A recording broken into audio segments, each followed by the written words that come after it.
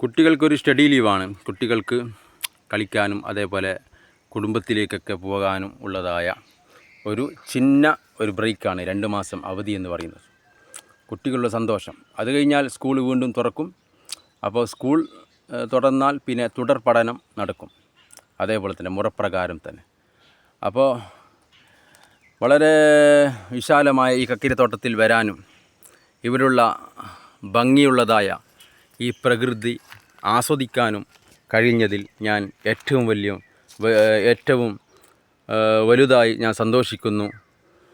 അതിനോടൊപ്പം തന്നെ ഇങ്ങനെയുള്ളതായ തോട്ടങ്ങൾ നമ്മുടെ നാട്ടിൽ വേണമെന്നാണ് എൻ്റെ ഒരു അഭിപ്രായം. കാരണം ഈ തോട്ടങ്ങൾ, ഈ മരങ്ങളൊക്കെ ഉണ്ടാകും. ഇത് ആൽമരമാണ്. ആൽമരമൊക്കെ ഉണ്ടാകുമ്പോൾ നമുക്ക് ഒരു തണുപ്പും പ്രകൃതിദത്തമായ ഒരു വായുവും ഒരു ഓക്സിജൻ കിട്ടും.